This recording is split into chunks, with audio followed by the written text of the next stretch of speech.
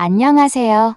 인생을 바꾸는 관점입니다. 오늘은 집에 얹혀 사는 아들과 며느리에게 밥 한 끼 얻어먹지 못했던 윤혜숙님의 사연입니다. 아들과 며느리는 어머니는 모른 척하며 오직 자신들의 사리사욕만 채웠다고 하는데요. 과연 어떤 일이 있었는지 지금 바로 들어보시죠. 살다 보면 인생이 참 쉬운 것만은 아니라는 것을 실감하게 되는 순간이 있습니다.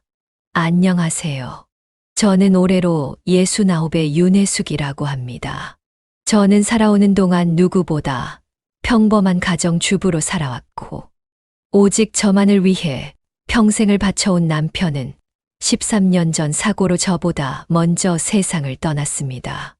언제나 우리 갈 땐 가더라도 서로 한날 한시에 같이 떠났으면 좋겠다 하며 입버릇처럼 말하던 남편이 허망하게 세상을 떠난 후 참 많이도 힘들어했던 것 같습니다. 처음엔 남편 없이 어떻게 살아야 하나 앞길도 안 보이고 참 막막했지만 다행히 남편이 남긴 연금과 저도 조금씩 모아둔 돈이 있었기에 큰 걱정 없이 지낼 수 있었습니다. 그렇게 조용하고 단조롭지만 나름대로 평온한 혼자만의 삶에 점점 익숙해지고 있었지요. 매일 아침이면 따뜻한 커피 한 잔으로 하루를 시작하고 라디오에서 흘러나오는 노래를 들으면서 집에 있는 화분들을 돌보고 강아지 산책을 나가고 그런 평범한 삶을 살았습니다. 그래도 제 인생에 딱 하나 다행이었던 건 아들 녀석을 장가 보냈다는 것이었어요. 솔직히 말하면 아들을 장가 보내는 것도 그리 여유롭게 진행된 것은 아니었습니다. 아들은 대학교 졸업 후 곧바로 작은 회사에 취업했지만 월급이 그렇게 높지 않았고 며느리도 계약직으로 일하다 최근에야 정규직으로 전환된 터라 경제적으로 안정되지 않은 상태였어요. 그랬기에 결혼 준비는 무척이나 소박하게 진행이 되었습니다. 예식장도 작은 곳으로 정했으며 예물과 예단도 최소한으로 맞췄습니다.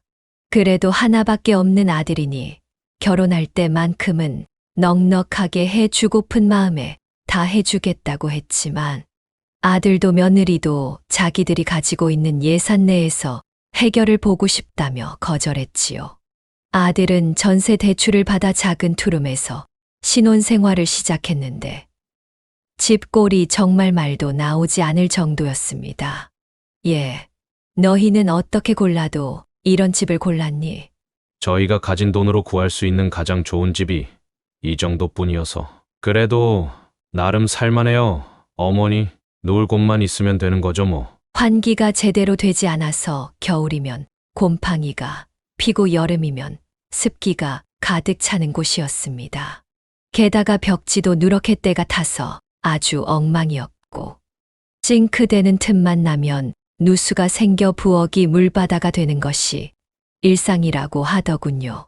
솔직히 좀 속상했습니다.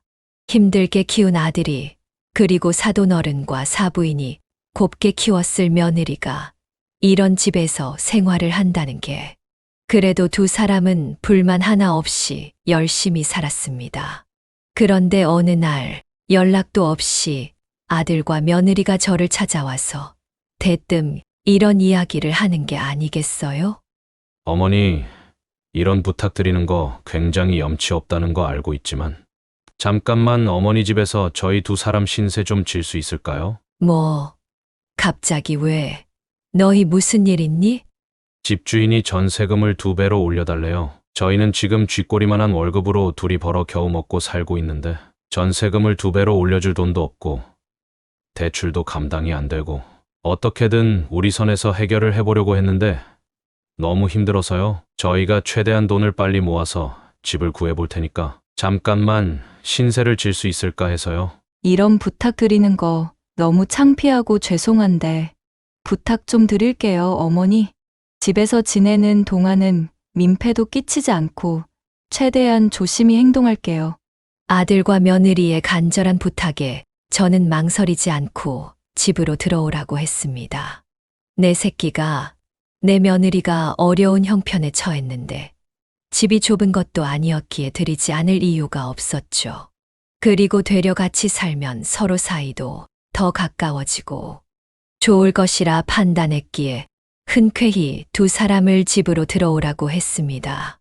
그때까지만 해도 이것이 제 인생의 또 다른 갈림길이 될 거라고는 상상도 하지 못했어요. 셋이서 함께 사는 생활은 처음엔 그렇게 나쁘지 않았습니다. 오히려 사람 사는 냄새가 나서 너무 좋았습니다. 저는 항상 혼자 밥을 먹었는데 저녁 식사를 할 때마다 대화 소리도 들리고 웃음소리도 들려왔기에 마냥 행복했습니다. 저녁이면 TV 앞에 나란히 앉아 텔레비전 방송을 함께 보며 소소하게 이야기를 나눴고 주말이면 근처 마트에 같이 장을 보러 다니곤 했습니다. 저는 아들 며느리와 함께하는 이 시간이 그저 소중하게 느껴졌어요. 그리고 아들은 항상 퇴근을 하면서 종종 함께 먹을 소소한 간식거리를 사들고 오곤 했습니다. 아휴, 이런 걸 뭐하러 사와. 어차피 저녁 먹을 건데 저녁 먹고 나서 후식으로 먹으면 좋을 것 같아서요. 어머니, 기억나세요? 어머니가 저 어릴 때마다 길거리에서 호떡 자주 사주셨잖아요. 그럼 기억나고 말고 호떡뿐만 아니라 길거리에서 파는 달꼬치, 호빵 같은 것들만 보면 나를 붙잡고 이거 사줘, 저거 사줘 하곤 했었지. 그때가 엊그제 같은데 벌써 이렇게 건장하게 자란 거 보면 세월 참 빠르다 싶다. 어머, 국현 씨도 그랬어요? 저도 어릴 때 붕어빵 같은 것만 보면 사족을 못 썼는데 부부는 닮은 사람을 만난다는데 옛말에 틀린 거 하나 없나 봐요. 이런 소소한 대화를 나눌 때마다 저는 마음이 따뜻해지는 걸 느꼈습니다. 그리고 며느리도 함께 살면서 예쁜 짓을 참 많이 했어요. 새벽같이 일어나서 저를 따라 아침 준비를 하고 회사를 퇴근하고 오면 곧바로 저녁 준비를 돕고 며느리도 직장 생활을 했기에 피곤할 법도 한데 일말의 게으름도 피우지 않는 모습이 어찌나 기특하던지요. 제 어깨 너머로 요리를 하는 것을 보면서 많이 배웠고 국을 끓일 때는 틈틈이 간을 보며 제게 조언을 구하기도 했습니다. 어느 날은 제가 알려준 김치볶음밥을 저보다 훨씬 일찍 일어나 아침 밥상으로 차려줬는데 그때 받은 감동은 정말이지 말로 표현을 할 수가 없을 정도였죠. 게다가 두 사람이 쉬는 토요일 아침이면 청소기 소리가 집안을 가득 채우곤 했습니다. 며느리는 긴 머리를 질끈 묶고 바닥에 엎드려 구석구석 걸레질을 했고 아들은 청소기를 돌렸죠. 제가 하지 말라고 해도 두 사람은 손사래를 쳤습니다. 집안에 군 식구로 있으면서 이 정도는 해야 하지 않겠어요? 맞아요, 어머님. 밥값은 하고 살아야죠. 그런데 여기는 확실히 먼지가 많이 쌓이네요. 어머님 댁에 지내는 동안 청소는 저희가 완벽하게 책임지고 살게요. 그런 며느리와 아들의 말에 저는 괜히 뭉클해졌습니다. 저는 두 사람에게 부담을 주고 싶지 않았어요. 제가 받는 연금과 저축해 놓은 돈으로 생활비를 쓰면서 전기세나 수도세 같은 공과금도 모두 제가 냈습니다. 며느리가 저를 돕긴 했지만 대부분 식사 준비도 제가 하려고 노력을 했지요. 아들과 며느리가 일하느라 바쁜 걸 알기에 삼시세끼는 부족하지 않게 항상 넉넉히 차리는 편이었습니다. 아들, 며느리가 제가 차린 밥상을 잘 먹어주는 걸 보면 쳐다만 봐도 배가 부를 정도였어요. 제가 차린 밥을 먹으면 스트레스가 확 풀리는 기분이라고 말해주는 게 그렇게 기분 좋은 말이 아닐 수가 없었죠. 매일같이 사소한 그리고 서로를 위한 대화를 나누며 저희 세 사람은 정말 가족다운 모습으로 살고 있다고 믿었습니다. 저는 제가 할 수 있는 만큼 최선을 다해 아들과 며느리를 돕고 있었고 고맙게도 아들과 며느리 또한 그런 제 마음을 잘 알아주는 것 같아 기뻤어요. 하지만 시간이 흐르면서 변하지 않을 것 같던 행복은 조금씩 아주 조금씩 균열이 생기기 시작했습니다. 그 변화는 아주 작아서 처음엔 눈치채지 못할 만큼 사소한 것들로부터 시작됐어요. 처음에는 전혀 보이지 않았던 아들과 며느리의 생활 패턴이 조금씩 드러나면서부터 변화가 찾아왔습니다. 어머님, 저 오늘 회식 있어서 집에 조금 늦게 들어올 것 같아요. 그래. 그런데 요즘 회식을 좀 자주 하는 것 같구나. 작은 회사 특징이잖아요. 달마다 회식하는 거. 이해 좀 해주세요. 그래. 직장 생활을 하려면 어쩔 수 없는 부분이기는 하지. 그렇다고 술 너무 많이 먹지 말고, 너무 늦게 들어오지 말고. 요즘 세상이 워낙에 흉흉하니까. 걱정하지 마세요. 택시 타고 들어올 거예요. 새벽에 들어올 수도 있으니까 저 기다리지 마시고 먼저 주무셔요. 아, 어머니. 저는 오늘 야근이에요. 아마 11시쯤 들어올 것 같아요. 둘 다 일정이 있네. 오늘 저녁은 나 혼자 먹어야겠구나. 항상 칼같이 시간을 지켜서 집에 귀가하던 며느리와 아들은 어느 순간부턴가 잦은 회식과 야근을 하기 시작했습니다. 며느리는 달마다 회식을 한다며 새벽 늦게 술에 취한 모습으로 귀가를 하곤 했고, 아들도 잦은 야근에 피곤에 찌든 모습으로 집에 돌아왔어요. 처음에는 직장 생활을 하는 사람들이니 그러려니 하고 넘어갔지만 그 강도는 점점 심해지고 있었습니다. 어느 날에는 완전히 고주망태가 된 모습으로 며느리가 집에 들어왔기에 한마디를 안 하고 넘어갈 수가 없겠더라고요.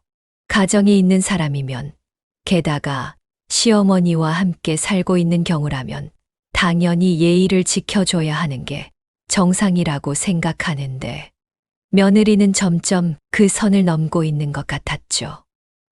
예, 내가 너한테 별말 안 하고 싶었는데 정말 해도 너무하는 거 아니니? 결혼한 처자가 이렇게 새벽 늦도록까지 술을 마시고 돌아다니면 어떻게 해? 아, 사랑하는 우리 어머님, 안 주무시고 계셨어요? 그래, 네가 집에 안 들어왔는데 내가 어떻게 두 다리 뻗고 마음 편하게 잘 수 있겠니? 집에서 기다리는 사람도 생각을 좀 해줘야지. 아무리 사회생활을 한다지만. 아이고, 죄송해요. 우리 어머니 걱정 많이 하셨구나. 술 냄새를 풀풀 풍기면서 혀가 꼬부라진 모습을 보고 더 이상 말을 해봤자라고 생각하면서 그냥 방으로 들여보냈습니다. 그리고 다음 날 속을 풀 수 있도록 해장국을 끓여줬죠. 게다가 월급을 받을 때쯤이면 두 사람의 씀씀이가 갑작스럽게 헤퍼졌습니다. 며느리가 커다란 쇼핑백을 들고 집으로 들어오거나 아들이 값비싼 최신 전자기기 같은 것들을 꺼내는 장면을 몇 번이나 보게 됐어요. 그때마다 이상하다 싶은 생각이 들었습니다. 아들이 가지고 온 전자기기는 최소 100만 원 이상일 텐데 집을 구할 돈도 없다면서 저런 것들은 다 어디서 나는 건지 궁금했죠. 그리고 어느 날 며느리의 가방이 바뀐 것을 눈으로 직접 보게 됐어요. 며느리의 가방을 보며 눈을 뗄 수가 없었습니다. 반짝이는 금장 로고와 고급스럽고 매끈한 가죽 질감. 예전에 백화점에 잠깐 갔다가 슬쩍 보고서는 너무 비싸서 저런 건 대체 누가 살까 했던 바로 그 가방이 제 며느리 손에 들려 있었거든요. 겉으로는 아무런 말도 꺼내지 않았지만 속으로는 정말 지켜만 보고 있어도 되는 걸까 걱정이 됐습니다. 게다가 또 다른 날에는 아들이 새로 바꾼 스마트폰을 꺼내며 제게 자랑을 하는 겁니다. 어머니, 이번에 업무용 휴대폰을 바꿨는데 이거 정말 빠르고 좋더라고요. 사진도 잘 찍히고 데이터 속도도 빠르고요. 어머니도 이참에 휴대폰이나 한 대 바꾸시지 그러세요? 그 폴더폰 언제까지 쓰실 거예요? 다 늙어 빠져서 좋은 휴대폰 같은 게 뭐 필요 있겠니? 그런 거 다 낭비야. 나는 요즘 사람들이 쓰는 휴대폰보다 폴더로 된 휴대폰이 훨씬 더 편해. 저는 애써 웃으며 대답했지만 웃음 뒤에 감춰진 마음은 착잡했습니다. 굳이 쓸데없는 곳에다가 돈을 펑펑 쓰면서도 집에서 매일같이 제가 차려놓은 밥을 당연한 듯이 먹고 저런 거 살 돈은 있으면서 생활비 한 푼 보태지 않는 것이 못내 서운하게 느껴지기까지 했습니다. 제게 뭔가를 선물해 주거나 잘 해주는 건 바라지도 않았습니다. 그래도 나가 살 계획이 있다면서 이렇게 돈을 물쓰듯 펑펑 써 대니 어미로서는 걱정이 될 수밖에 없었죠. 언제는 이런 일도 있었습니다. 아들 퇴근 시간에 맞춰서 저녁 준비를 다 해놨는데 갑자기 집에 들어온 아들이 이런 이야기를 하더군요. 오늘 저녁은 집에서 먹지 말고 외식이나 하죠? 신사동에 새로 생긴 레스토랑이 있다고 하길래 거기 예약해뒀어요. 진짜? 거기 완전 핫플이던데. 예약하기도 힘들었을 텐데 어떻게 성공했대? 대박이다 진짜. 저녁 준비 다 해놨는데 외식은 무슨 외식이니? 밖에서 먹을 것 같았음 미리 이야기라도 좀 해주던지. 먹으려면 너희들끼리 먹고 와라. 나는 집에서 먹을 테니까. 아이, 어머니도 참, 이건 내일 아침에 먹던지 하면 되는데. 알겠어요. 그럼 저희 둘은 밖에서 저녁 먹고 올게요. 아들과 며느리는 이렇게 외식을 일주일에 한두 번은 꼭 나가곤 했습니다. 그것도 근처에 있는 저렴한 식당 같은 곳이 아니라 SNS에서 핫하다는 고급 레스토랑이나 예약 없이는 못 가는 일식집, 루프탑 와인바 같은 곳으로 가서 외식을 한다는 것이 문제였습니다. 빈말로라도 제게 같이 가자는 이야기 한 번 없이 아들과 며느리는 저와는 전혀 다른 세계에서 사는 사람처럼 행동을 하곤 했습니다. 게다가 집으로 돌아오면 아무것도 없이 빈손으로 돌아왔고 배부르게 먹고 왔다며 배를 두드리고 방으로 들어가는 모습을 볼 때면 마음이 참 쓸쓸하게 느껴지기도 했습니다. 밖에서 먹는 음식을 별로 좋아하지는 않지만 그래도 빈말로라도 한 번이라도 물어봐 줄 수 있는 거잖아요. 이렇게 돈을 펑펑 써대는 것을 보고 저는 두 사람의 형편이 나아졌다고 생각해 아들에게 조심스럽게 말을 꺼냈습니다. 얘들아, 너희 요즘 외식도 자주 나가고 비싼 물건도 하나둘씩 사들이는 거 보니 형편이 조금은 여유가 생긴 모양인데 앞으로 월급을 받으면 조금이라도 생활비에 보태줄 수 있겠니? 아무래도 물가도 좀 많이 올랐고 해서 시장에서 장을 보고 요리를 하는 게 조금은 부담이 되는구나. 어머니, 저희 형편 나아진 거 아니에요. 그냥 있는 거에서 쪼개고 쪼개서 밥 먹고 하는 건데 생활비는 나중에 저희가 좀 더 나아지면 그때 드릴게요. 지금은 돈을 모으고 있는 중이라서요. 맞아요, 어머님. 저희 없는 월급 긁고 긁어서 모아가지고 살고 있는 거예요. 그래도 어머님께 항상 감사드리고 있는 거 아시죠? 나중에 월급 좀 더 오르면 생활비도 부족하지 않게 넉넉하게 챙겨드릴게요. 아들과 며느리의 말에 저는 또 한 번 입을 다물었습니다. 형편이 안 된다는데, 월급이 오르면 준다는데, 거기다가 무슨 말을 덧붙이기가 참 어렵더군요. 아니라고, 안 된다고, 당장 생활비를 보태라는 이야기를 꺼내면 괜히 욕심을 부리고 텃세를 부리는 사람처럼 보일까 싶어 속으로 불만스러운 부분들을 꾹꾹 삼키는 것이 저의 일상으로 자리를 잡아버렸습니다.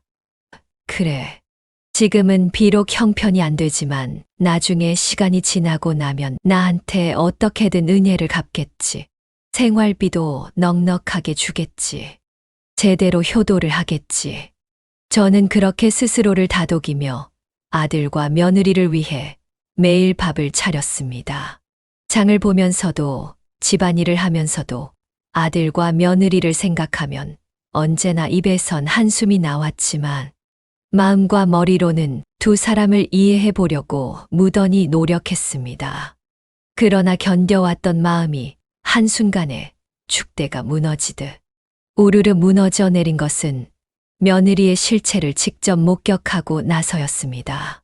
어느 날 저녁 깜빡 잠들었다가 무슨 소리가 희미하게 들려 일어났습니다. 뭐지 싶어서 들어보니 며느리가 퇴근 후 집에 들어와서 누군가랑 전화를 하고 있는 겁니다. 그래서 전화를 하나 보다 싶어서 다시 가려고 하는데 열린 방문 틈 사이로 들려온 며느리의 다정한 말투에 저는 걸음을 멈추고 대화 내용을 조심스럽게 들어봤습니다. 응. 엄마 이번에 용돈 넣어드린 거 받으셨죠? 다음 달엔 더 챙겨드릴게요. 이번에 월급이 조금 올랐거든요. 아, 지난번에 엄마가 보셨던 그 화장품 세트 있잖아요. 제가 다음 주에 주문해서 보내드릴게요.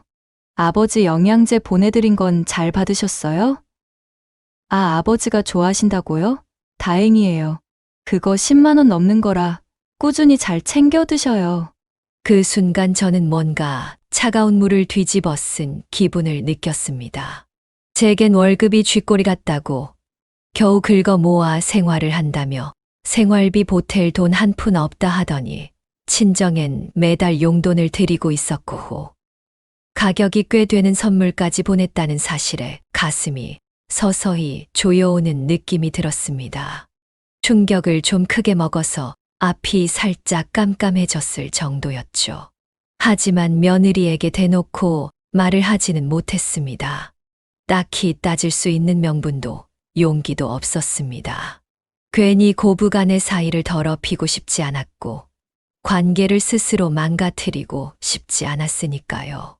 그리고 며느리 입장에서 보면 내 부모에게 잘하는 거니 마냥 나쁜 것도 아니라고 스스로를 설득하려 했습니다.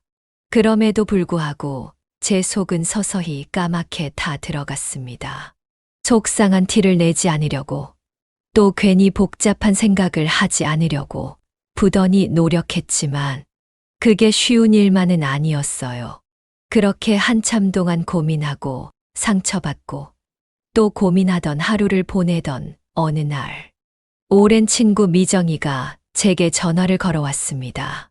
너 내일 낮에 뭐 하니? 약속 있어? 아니, 나는 요즘 사람도 잘 안 만나서 약속도 없어. 왜? 잘 됐다. 너 내일 여기 시내 앞에 큰 카페 알지? 거기서 모임하려고 하는데 너도 와. 우리 얼굴 본 지 오래됐잖니? 안 그래? 저는 친구에게 알겠다고 대답했습니다. 친구들을 만난 지도 한참의 세월이 흘렀기에 오랜만에 얼굴이나 보고 이야기나 나누면 좋겠다 싶었죠. 그리고 다음 날 카페로 나가 오랜만에 친구들을 만났습니다. 거의 3년 만에 만난 것이었기에 서로 어떻게 살았는지 이런저런 이야기를 나누다 보니 자연스럽게 대화 주제가 며느리와 사위 이야기로 넘어가게 됐어요. 그런데 친구들의 이야기를 잠자코 듣다 보니 고부 갈등 같은 건 비단 저만 겪는 일이 아니라는 걸 알게 됐습니다. 야, 우리 며느리랑 아들은 집에 들어온 지 벌써 3년째인데 아직도 생활비를 한 푼도 안 준다? 근데 메신저 프로필 사진 보니깐 아주 명품에 비싼 식당에 아주 꼴 같잖아서 말이 안 나오더라니까. 우리 딸은 나한텐 용돈 한 푼 안 주면서 지 시어머니 생일날에는 아주 새벽같이 가서 생일상을 차려주고 월급만 받으면 용돈도 따박따박 갖다 바치더라. 딸 가진 게 죄인이라더니 그 말이 꼭 맞나 봐. 사위라는 놈은 용돈은커녕 안부 전화도 안 주는데 말이야. 그래도 너희는 양반이야. 나 몰래 만난 거 먹으러 다니는 건 기본이고 며느리가 날 대놓고 하녀 취급하고 있어. 밥은 먹고 치우지도 않고 그대로 방에 쏙 하고 들어가 버리는 데다가 심지어 내 옷까지 몰래 버려놓은 거 있지?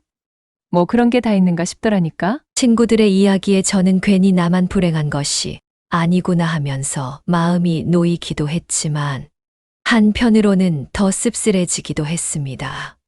다른 사람들도 저처럼 참고 사는 줄 알았지만 실은 다들 마음에 한이 잔뜩 맺혀 있더라고요.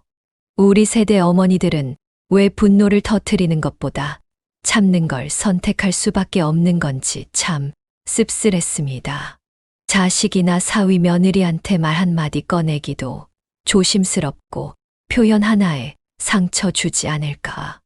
노심초사하며 살아야 하는 삶이 힘든 시기를 살아온 저희에게는 너무도 익숙해져 있었습니다.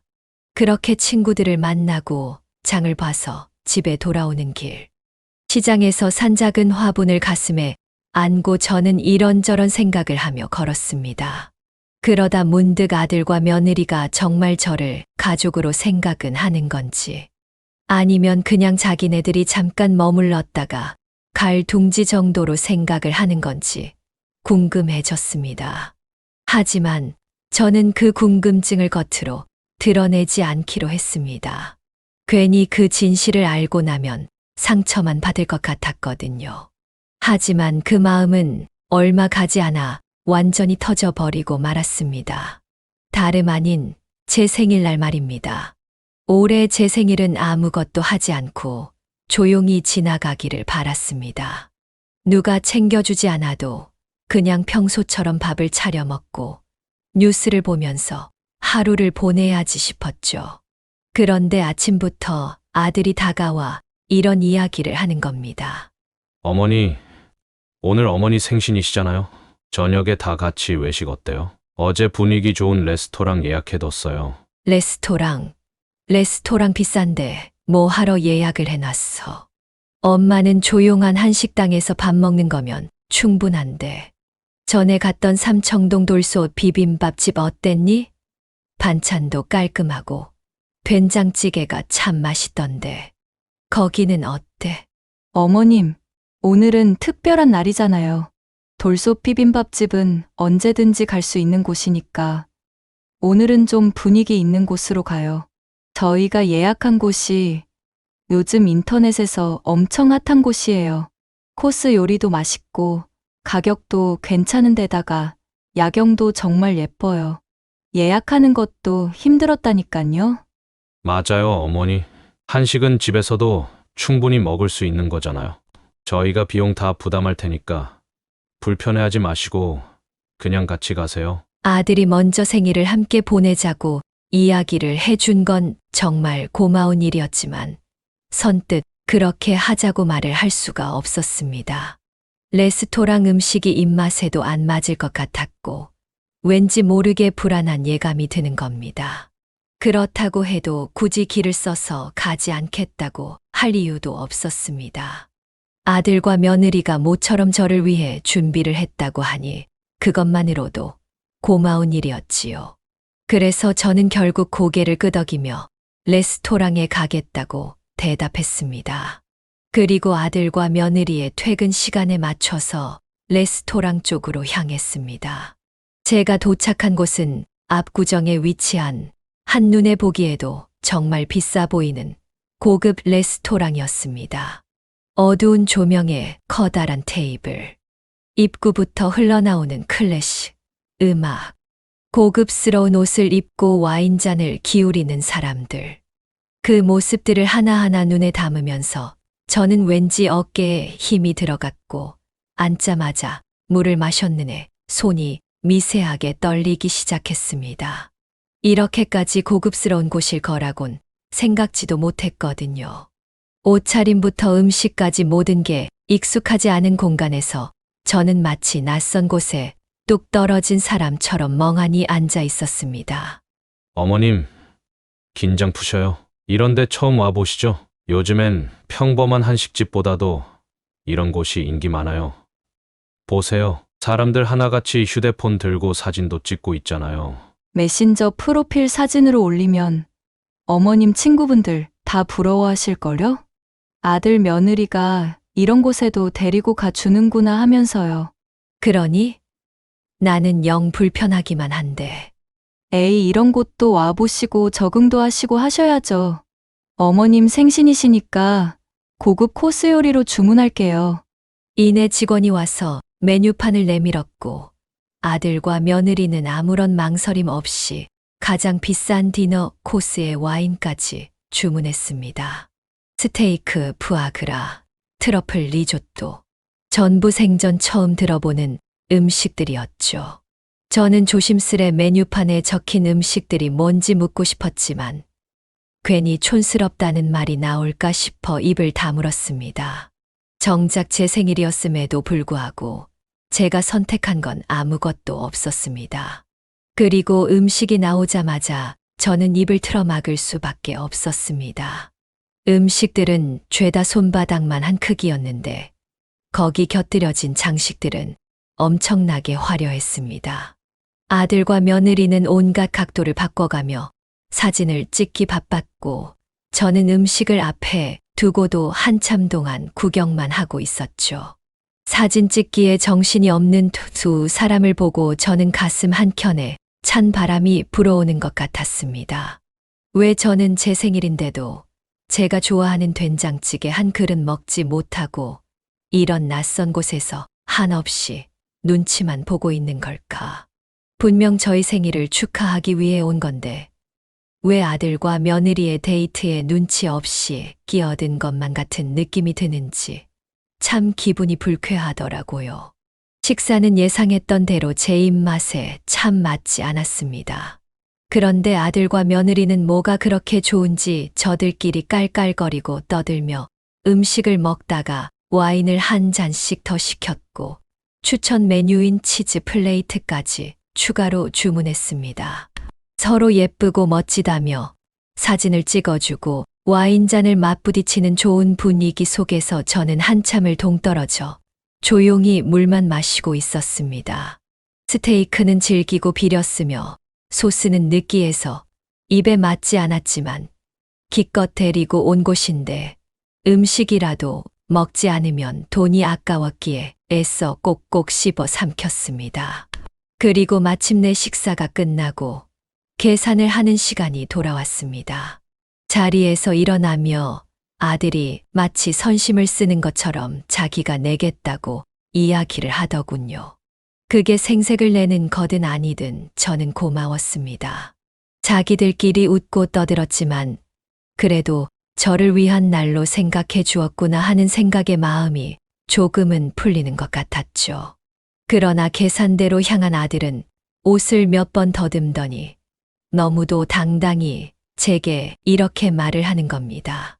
아, 어머니, 지갑을 집에 두고 온 것 같은데 혹시 계산 좀 해주실 수 있으세요? 제가 나중에 어머니 통장으로 입금해 드릴게요. 여보, 이렇게 중요한 날 지갑을 집에 두고 오면 어떡해. 어머님, 죄송해요. 이 사람이 꼭 이렇게 중요한 순간에 칠칠 맞더라니깐요. 너도 지갑을 두고 온 거냐? 제가 오늘은 가방을 두고 출근을 해서요. 가방 안에 지갑이 있는데 그걸 두고 오는 바람에 죄송해요, 어머님. 저는 아들과 며느리의 말을 듣고 아무 말 없이 지갑에서 카드를 꺼내 직원에게 건넸습니다. 계산 금액은 무려 50만 원이 넘었습니다. 단말기에 카드가 긁히는 걸 보는데 마음이 덜덜 떨리는 것 같았습니다.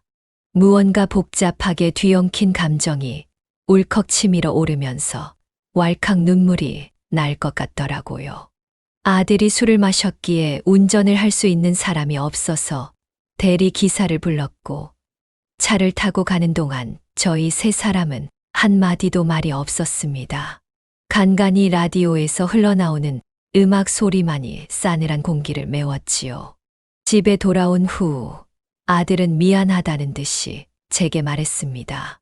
어머니, 아까는 정말 죄송했어요. 다음 달 월급 들어오면 바로 갚아드릴게요. 오늘은 진짜 좋은 날이고 저희도 좋은 마음으로 예약한 거였어요. 그거 하나만큼은 알아주셨으면 좋겠어요. 맞아요, 어머님. 저희 진짜 진심으로 어머님을 위해서 큰 맘 먹고 준비한 거였어요. 돈보다 마음이 중요한 날이잖아요. 어머니 생신인데 기분 좋게 보내게 해드리고 싶었어요. 구구절절 변명을 늘어놓는 동안에도 저는 아무 말도 하지 않았습니다. 아니, 하고 싶지 않았습니다. 속이 너무 쓰려 아무 말도 입 밖으로 뱉어지지 않았습니다. 좋은 마음, 진심이라는 말이 왜 그리 빈말처럼 들리던지요. 진심으로 저를 위해 준비했다면 적어도 제 의견 정도는 물었을 텐데 그날 아들과 며느리가 보여준 모습은 그저 자기네들의 즐거움을 채우기 위해서였다고 밖에는 보이지 않았습니다. 저는 아들과 며느리를 지나쳐 조용히 방으로 들어왔습니다.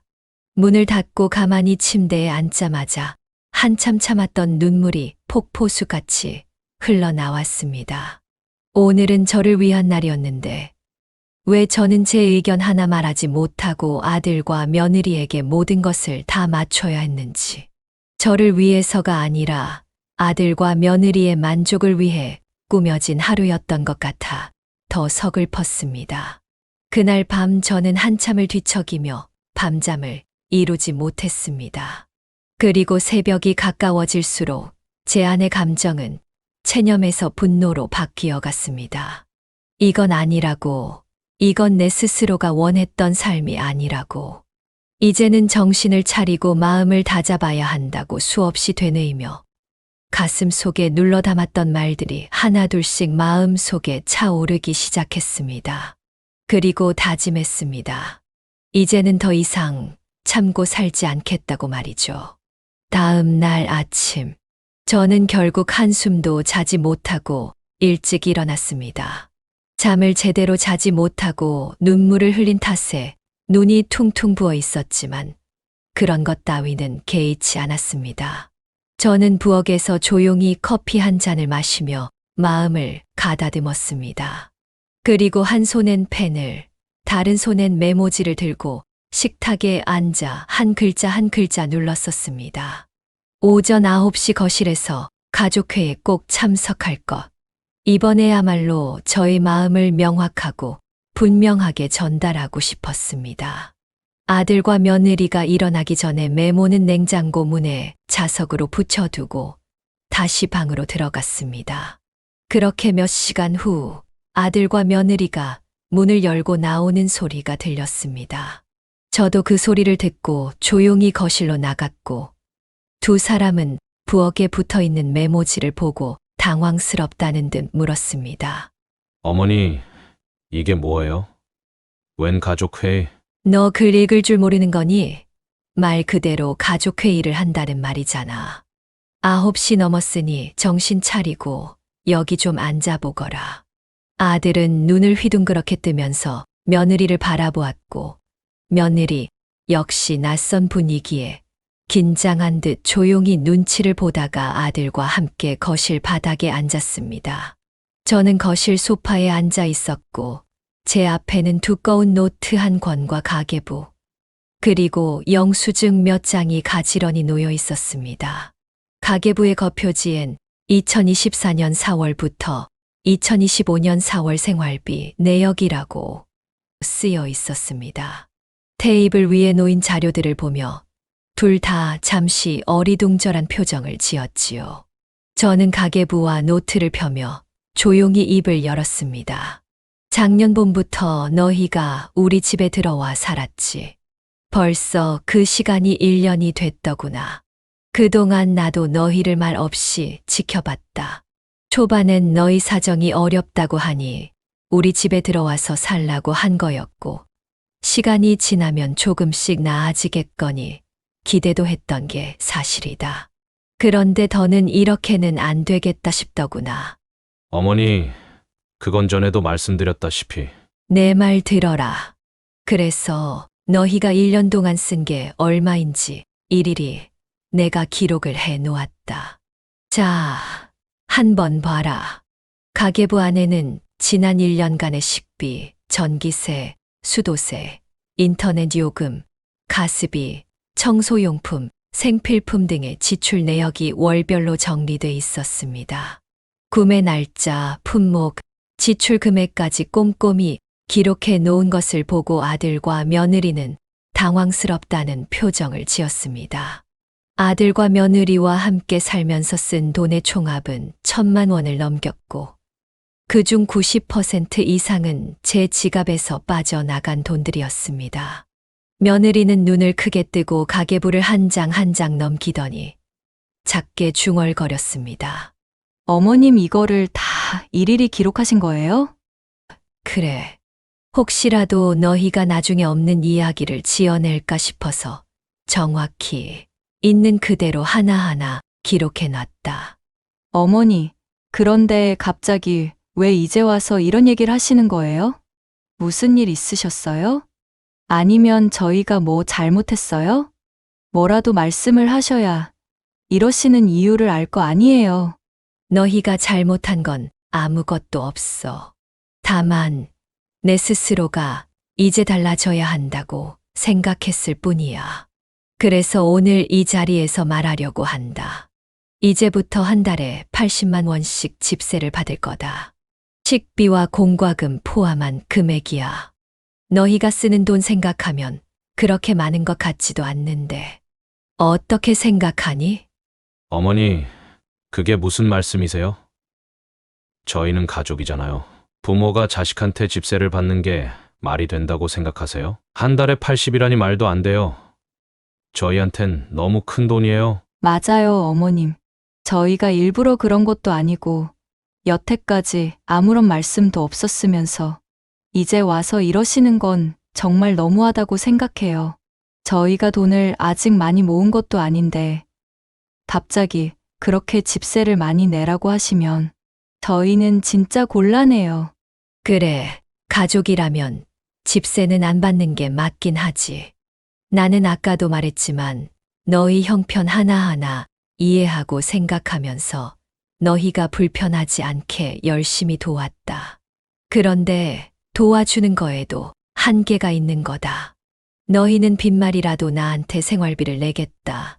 아니면 용돈을 주겠다고 단 한 번도 이야기를 꺼낸 적이 없고, 어제도 내 생일이라고 레스토랑을 데리고 간 것도 너희였으면서 결국 내가 다 계산했잖니. 잠도 안 자고 계속 생각하다 내린 결론이 이거다. 할 말 더 남았니?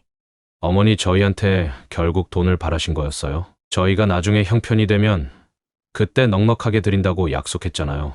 어제 일은 진심으로 사과도 드렸고요.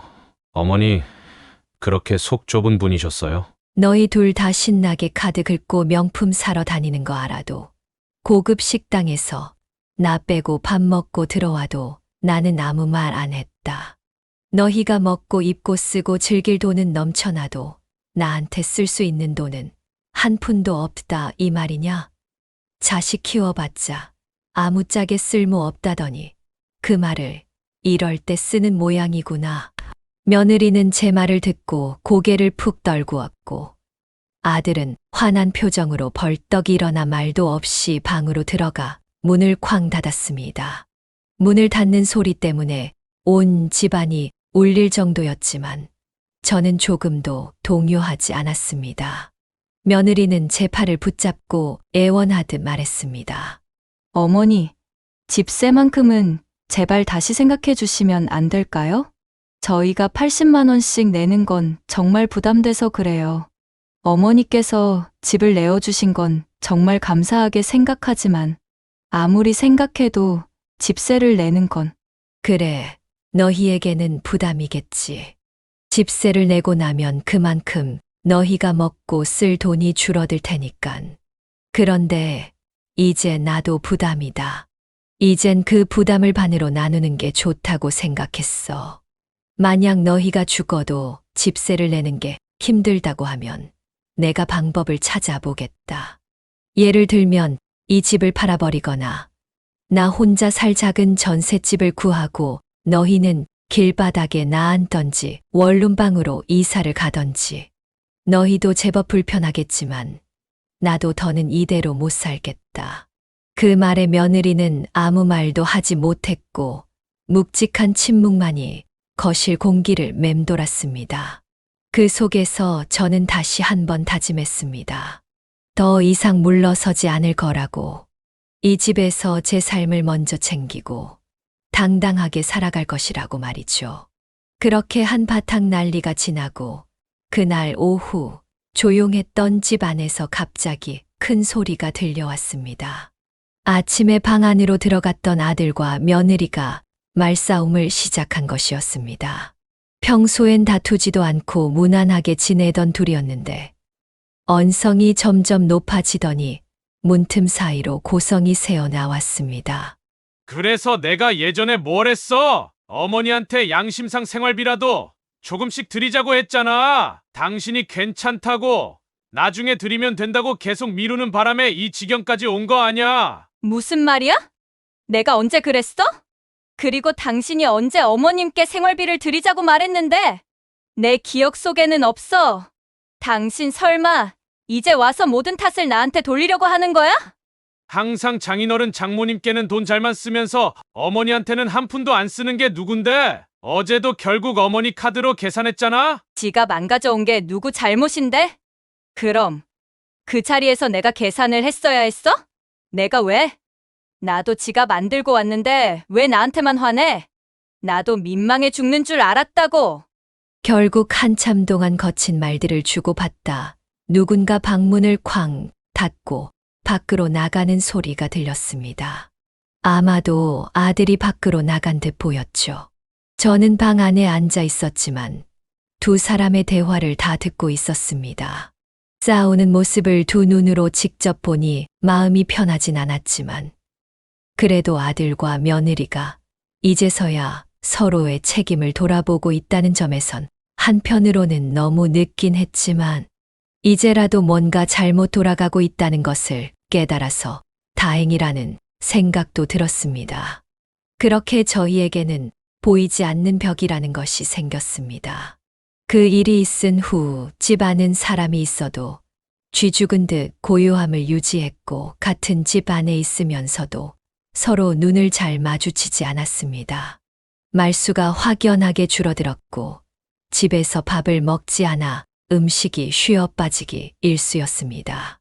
아들과 며느리는 집 안에 서 있는 듯 없는 듯 조용히 움직였고 저도 저대로 할 일만 묵묵히 했습니다. 가끔 돌아가는 청소기 소리만이 숨 막힐 듯 조용한 정적을 깼을 뿐입니다. 한 집에 사는 식구였지만 이제는 식사 시간도 달라졌습니다. 저는 일부러 아들 며느리와 밥을 따로 먹었고 두 사람 역시 눈치 보듯 조용히 밥을 차려 먹은 후 식탁을 정리하고 방으로 들어갔습니다. 한 지붕 아래 각자 다른 공간에서 사는 듯한 기분이었죠. 그 분위기가 참 어색하고 숨 막히고 힘들었습니다. 한 번은 설거지를 하다가 괜히 한숨이 푹푹 나오더군요. 그렇게 2주 정도 지난 어느 날 아침, 부엌에 나와 커피를 마시고 있던 저에게 아들이 조용히 다가왔습니다. 아직 잠에서 덜 깬 듯 부스스한 얼굴이었지만 눈빛 하나만큼은 아주 진지했습니다. 아들의 손엔 종이 한 장이 쥐어져 있었고 그 종이를 제 앞에 내려놓으며 조심스럽게 말을 꺼냈습니다. 어머니, 잠시 이야기 좀 나눌 수 있을까요? 저는 대답 대신 고개를 끄덕이며 아들을 바라봤습니다. 아들은 제 맞은편에 앉더니 한참을 망설이다가 그 종이를 제 앞에 대놓고 내밀었습니다. 그 조그만 종이에는 그동안의 생활비와 앞으로 생활비를 어떻게 부담할 것인지에 대한 계획이 간단히 정리되어 있었어요. 그리고 메모 끝엔 미안하다는 말과 고맙다는 말이 작게 적혀 있었습니다. 그리고 곧바로 며느리도 방 안에서 나와 아들의 옆에 자리를 잡고 앉았습니다. 2주 동안 하루도 빠짐없이 생각해봤는데 저희가 너무 심했다는 생각이 들어요. 1년 동안 살면서 어머니께 해드린 게 아무것도 없더라고요. 죄송해요, 어머니. 저희가 어머니께 너무 무심했어요. 어머니가 얼마나 참고 계셨는지 생각도 하지 못했어요. 어머니 말 듣고 저희 두 사람 다 많이 반성했어요. 어머님, 저도 이 사람이랑 같이 많이 생각해 봤어요. 어머님께서 저희를 도와주시는 걸 너무 당연하게 여긴 것 같아요. 친정에는 용돈도 드리고 선물도 챙겨드리면서 정작 어머니에겐 제대로 마음 표현도 못했어요. 죄송합니다. 고맙다. 그렇게 용기를 내어 말해줘서 나는 너희를 미워한 게 아니야. 다만 작게나마 너희에게 기대했기 때문에 더 서운한 마음이 들었던 것 같아. 내가 사람으로서 그리고 한 집에 사는 어른으로서 존중받고 싶었던 것 같다는 생각이 드는구나. 어쩌면 내가 너무 욕심을 낸 게 아닐까 싶기도 하고. 미안하다, 여러모로. 아니에요, 어머니. 앞으로 저희가 생활비 매달 80만 원씩 드릴게요. 그리고 주말에는 저희가 아침, 점심, 저녁 삼시세끼 다 준비할게요. 어머니는 아무것도 하지 마세요. 진짜로요. 며느리도 고개를 끄덕이며 말했습니다. 식사 준비는 물론이고 청소랑 생필품 채워넣는 것도 저희가 돌아가면서 책임질게요. 어머님께서 조금이라도 편해지셨으면 좋겠어요. 저희는 그날 많은 대화를 나누며 서로에 대한 진심을 확인하고 관계를 회복했습니다. 그리고 그날을 기점으로 저희 가족의 생활은 조금씩 달라지기 시작했습니다. 처음에는 모든 것이 서툴렀습니다. 며느리는 제 어깨 너머로 음식을 배우기는 했지만 조금 서툴렀기에 생선을 태워 먹기도 하고 찌개의 간을 제대로 맞추지 못해서 허둥지둥 헤매기도 했습니다. 그래도 그저 웃음이 나왔습니다. 음식을 태워 먹고 국을 소금탕으로 만들어도 행복했습니다. 적어도 변하겠다는 마음을 제게 보여줬기에 그 모습이 기특해 보이기만 했죠. 그리고 정말 약속했던 것처럼 아들과 며느리는 서로 80만 원씩 생활비를 부담하기 시작했습니다. 이전처럼 월급날이라고 돈을 흥청망청 써 대지도 않았고 월급을 타면 항상 맛있는 걸 사오거나 제게 작은 선물을 주기도 했습니다.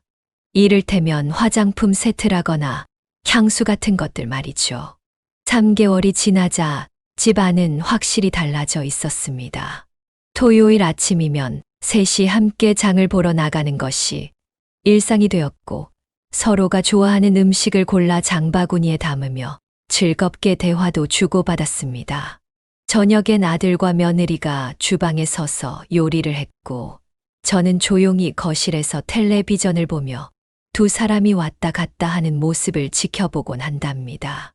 며느리는 요리에 완벽하게 흥미를 붙였으며 아들은 반찬통에 일일이 날짜를 써붙이며 냉장고 정리를 하는 꼼꼼함까지 보여주었습니다. 식탁에 앉아 식사를 하면서 있었던 일들에 대해 얘기하면서 즐겁게 수다를 떨고 시간이 나면 영화관에 가서 함께 영화도 보고 동네 공원을 산책하기도 했습니다. 그리고 어느 날 아들이 제게 조심스럽게 말했습니다. 어머니, 저희 전셋집 알아보고 있어요. 근처에 시세가 괜찮은 집이 있어서 아마 계약하게 되면 조만간 이사 가게 될 것 같아요. 그래야지. 이제 너희도 너희 두 사람만의 삶을 꾸리고 즐겨야지. 그치만 자주 얼굴은 비춰야 한다. 너희 가고 나면 적적할 테니까 전화도 자주 하고. 알겠지? 물론이죠. 어머님 주말마다 어머님 얼굴 뵈러 찾아올게요. 어머님이 가르쳐 주신 대로 음식도 잘하고 반찬도 사 먹지만 말고 열심히 만들어 보겠습니다. 그렇게 두 사람은 얼마 지나지 않아 독립을 했고 제게 약속한 것처럼 이사 후에도 매주 주말마다 빠짐없이 찾아왔습니다. 아들과 며느리가 꾸준히 찾아준 덕분에 저는 외로울 틈 없이 행복에 겨워 살아가고 있습니다. 때때로 저는 거실에 앉아 햇살이 가득 들어오는 창가를 바라보며 이런 생각을 합니다. 저희 세 사람의 관계가 이렇게 원만해질 수 있었던 건 모두가 용기를 냈기 때문이라는 생각. 그리고 무조건 참는 것만이 예산은 아니었는데 진작에 이렇게 마음을 털어놓아 볼 걸 하는 생각도 가끔은 하고 있습니다. 사랑이란 건 때로는 단호함이 필요한 거라는 것을 저는 이렇게 늦은 나이가 되어서야 깨달을 수 있었습니다.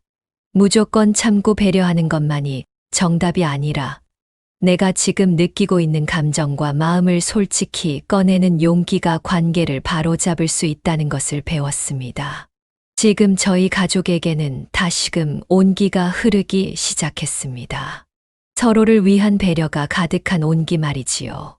그래서 저는 더 이상 힘들지 않고 행복하기만 합니다. 제 사연을 모두 들어주신 여러분들도 언제나 행복한 일상만을 보내셨으면 좋겠습니다. 감사합니다. 네, 오늘 이야기는 어떠셨나요?